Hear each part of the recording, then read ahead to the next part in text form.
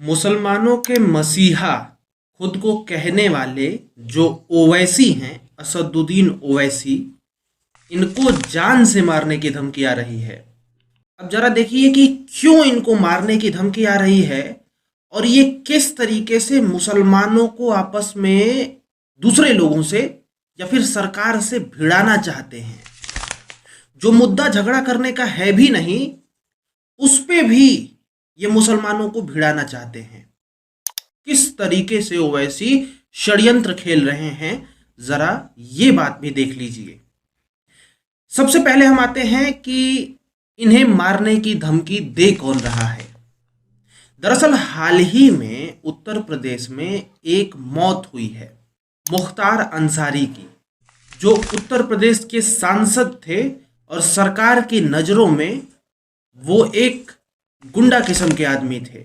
तो मौत होने के बाद मुख्तार अंसारी के घर आए ओवैसी संवेदना प्रकट करने के लिए, और फिर वो रिटर्न गए। जैसे कि आपको पता है कि ओवैसी उत्तर प्रदेश के तो हैं नहीं, हैदराबाद के हैं, लेकिन वो वहां से यहाँ उत्तर प्रदेश में आए और परिवार को संवेदना दी अपनी कि हम आपके साथ हैं, और फिर वो रिटर्न चले गए। अब रिटर्न जाने के बाद ओवैसी एक जनसभा करते हैं जिसमें वो कह रहे हैं कि क्योंकि मैं उत्तर प्रदेश में गया था मुख्तार अंसारी के घर, तभी से मुझे सोशल मीडिया के ऊपर धमकियां मिल रही हैं जान से मार देने की। ओवैसी सोशल मीडिया पे कुछ लिखते भी हैं। वो लिखते हैं कि मैं उन शैतानी ताकतों से कह रहा हूं कि एक बात याद रखें, मैं कोई मुर्गी का बच्चा नहीं हूं कि कोई भी आए और मार जाए। इतनी आसानी से मैं जाने वाला नहीं हूं, पीठ नहीं दिखाऊंगा। तुम क्या, तुम्हारे बाप भी आएंगे, उनसे भी मुकाबला करूंगा। तो ये असदुद्दीन ओवैसी का कहना है जो धमकी दे रहे हैं।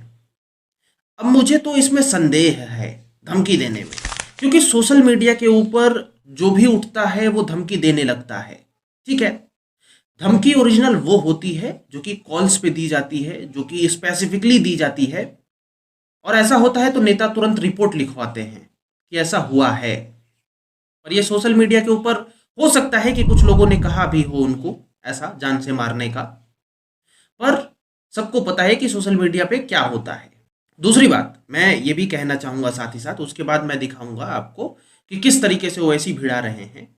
लेकिन उससे पहले मैं एक बात कहना चाहूँगा कि चाहे नेता कितना भी दुष्ट हो, अच्छा नहीं हो, लेकिन ये सब कृत्य नहीं करने चाहिए किसी को भी कि मारने की धमकी दो या फिर मार दो। क्या ही ज़रूरत है? आप वोट मत दीजिए, वो खुद ही मर जाएगा, जीवित नहीं रहेगा उसका नेता का पद। और नेता को मारने का इससे अच्छा कोई तरीका नहीं होता कि उसका पद ही उससे छीन लो, काम खत्म। तो ये सब अच्छा नहीं होता दोस्त। अगर मारने की धमकी कोई देता है तो मैं ऐसा सोचता हूं, चाहे कोई भी नेता हो, कितना भी बुरा हो, कितना भी अच्छा हो। खैर, अब ओवैसी किस तरीके से मुसलमानों को भिड़ाना चाहते हैं, अमर उजाला की एक रिपोर्ट से मुझे थोड़ा सा हिंट मिला। अब ये हिंट क्या मिला? दरअसल हाल ही में सीएए भारत सरकार ने लाया है, एनआरसी लाने वाली है, और साथ ही साथ एनपीसीआर लाने वाली है। ठीक है, अब ये तीनों कानून जो हैं, ये तीनों चीजें जो हैं वो अलग अलग हैं। अगर इसे आपस में जोड़ते हो आप और तीनों को एक ही नेत्र से देखते हो, एक ही बार में देखते हो, तो आपको झोल झपाटा टाइप में थोड़ा सा प्रतीत होगा। हालांकि है नहीं झोल झपाटा, लेकिन आपको थोड़ा सा समझने में कठिनाई होगी। अगर आप समझ जाओ तीनों को एक साथ फिर भी सही है, लेकिन अगर आप समझने वाले नहीं हो, थोड़ा सा कम है आपका एजुकेशन, और आप तीनों को एक साथ देखते हो, तो थोड़ा समझने में कठिनाई होगी और ऐसा लगेगा आपको कि कुछ है, शायद ऐसा प्रतीत होगा। ये तीनों अलग अलग कानून हैं, पर जो ओवैसी हैं वो मुसलमानों को कह रहे हैं, वो लोगों को कह रहे हैं कि आप लोग इसको मिला करके देखिए। मैं अभी आपको स्क्रीनशॉट लगा दूंगा इस पे, ठीक है। यहाँ पर ये बोल रहे हैं कि इसे जोड़ करके देखना चाहिए, अलग अलग मत देखो। कहने का तात्पर्य तो यही है, जैसा कि अमर उजाला बता रहा है।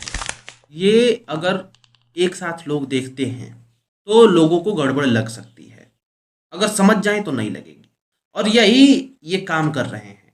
कि लोग देखें एक साथ और बवाल हो। एक बात मैं फिर से कह दूं, चाहे कोई भी नेता हो, कुर्सी छीनिए प्राण नहीं, ये आपका अधिकार नहीं है। खैर, मैं तो ऐसा ही सोचता हूँ। राम राम, मैं हूं अंकित सिंह। जुड़े रहिए हमारे साथ।